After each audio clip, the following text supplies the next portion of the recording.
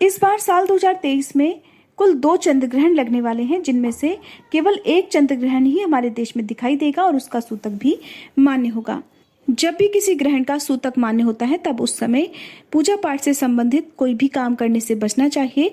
खास तौर पर गर्भवती महिलाओं को या बीमार लोगों को ग्रहण की रोशनी में आने से बचना चाहिए। तो आज की इस वीडियो में आपको बताते हैं कि साल 2023 में लगने वाले दोनों चंद्र ग्रहण कब कब लगेंगे, पहला चंद्र ग्रहण कब से प्रारंभ होगा, कब समाप्त होगा, इसका सूतक काल क्या रहेगा और ग्रहण की समाप्ति के बाद आपको क्या करना है और ग्रहण प्रारंभ होने से पहले पहले कौन सी सावधानियां आपको बरतनी चाहिए। साल का पहला चंद्र ग्रहण उपछाया चंद्र ग्रहण रहेगा, जो कि 5 मई शुक्रवार और 6 मई शनिवार के बीच में लगेगा। यानी कि 5 मई की मध्य रात्रि को लगेगा। रात 12 बजे के बाद से नई तिथि प्रारंभ हो जाती है और ये ग्रहण अगली तिथि तक जारी रहेगा। तो इस तरह से साल का पहला चंद्र ग्रहण प्रारंभ होगा 5 मई शुक्रवार की रात 8:45 से और 6 मई को 1:05 AM पर समाप्त हो जाएगा।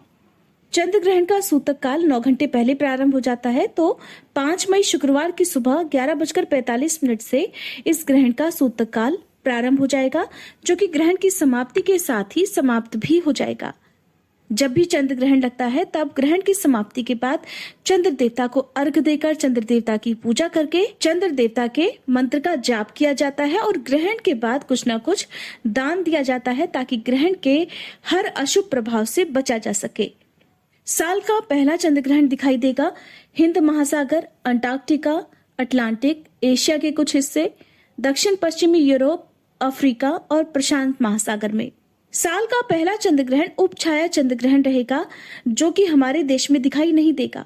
ऐसे में हमारे देश में इस ग्रहण का सूतक काल भी प्रभावी नहीं रहेगा। सूतक काल के समय जिन जिन कार्यों की मनाही होती है वो सभी काम आज के दिन आप कर सकते हैं। ग्रहण जब दिखाई देता है तभी उसका सूतक काल भी मान्य होता है।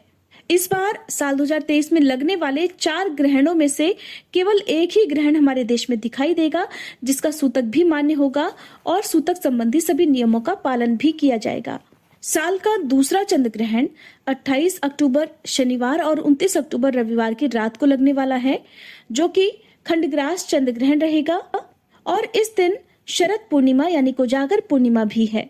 साल 2023 का दूसरा और आखिरी चंद्र ग्रहण लगेगा 28 अक्टूबर की मध्यरात्रि 12 बजे के बाद, यानी कि 29 अक्टूबर को 1:05 AM से लेकर 2:24 तक, यानी कि 28 और 29 अक्टूबर की मध्य रात्रि का ये समय रहेगा। रात के समय ही ग्रहण लगेगा और रात के समय ही कुछ ही घंटों में समाप्त भी हो जाएगा। और ये चंद्र ग्रहण हमारे देश भारत में भी दिखाई देगा, इसलिए हमारे देश भारत में इस ग्रहण का धार्मिक प्रभाव भी रहेगा और सूतक काल भी मान्य होगा। ये इस वर्ष का एकमात्र ऐसा ग्रहण है जो कि हमारे देश में दिखाई देगा। साल के दूसरे चंद्र ग्रहण का सूतक काल 28 अक्टूबर की शाम 4:06 से प्रारंभ हो जाएगा और इस समय से मंदिरों के कपाट भी बंद कर दिए जाएंगे। मूर्ति पूजा या मूर्तियों का स्पर्श इस समय से चंद्र ग्रहण की समाप्ति तक वर्जित माना जाएगा। जब चंद्र ग्रहण मध्यरात्रि से प्रारंभ होकर मध्यरात्रि में ही समाप्त होता है, तब ग्रहण का स्नान दान अगले दिन सुबह सूर्योदय से पहले करना ज्यादा सही रहता है। आप स्नान सूर्योदय से पहले करके चंद्र देवता को अर्घ्य भी दे सकते हैं और दान आप चाहें तो अगले दिन फिर किसी भी समय दे सकते हैं। अब जानिए गर्भवती महिलाओं को क्या खास सावधानियां इस दौरान बरतनी चाहिए। हिंदू मान्यताओं के अनुसार चंद्र ग्रहण के दौरान कोई भी शुभ कार्य नहीं करना चाहिए। चंद्र ग्रहण के दौरान गर्भवती महिलाओं को ग्रहण की रोशनी में बाहर नहीं आना चाहिए। इस दौरान शरीर में तेल लगाना, पानी पीना, खाना खाना, बाल धोना, कपड़े धोना जैसे काम भी नहीं करने चाहिए। ग्रहण की कुल अवधि में गर्भवती महिलाओं को मानसिक रूप से अपने इष्ट देवी देवता का ध्यान करना चाहिए। किसी भी मंत्र का आप जाप कर सकते हैं। कोई भी धार्मिक पुस्तक आप इस दौरान पढ़ सकते हैं। अपने पास एक लोटे में तुलसी जी के पत्ते या गंगा जल भरकर सिरहाने के पास रखें। ग्रहण की समाप्ति के बाद इस जल को विसर्जित कर देना चाहिए।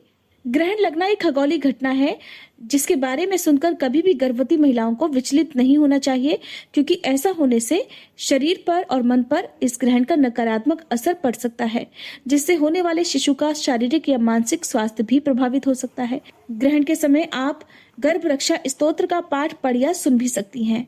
ग्रहण की समाप्ति के बाद हमेशा स्नान करना जरूरी होता है। स्नान करने के बाद हर गर्भवती महिला को अपने हाथ से किसी न किसी सामग्री का दान जरूर करना चाहिए। उम्मीद है ये वीडियो आपको पसंद आई होगी। अगर जानकारी थोड़ी भी अच्छी लगी हो तो प्लीज वीडियो को लाइक करना मत भूलिएगा।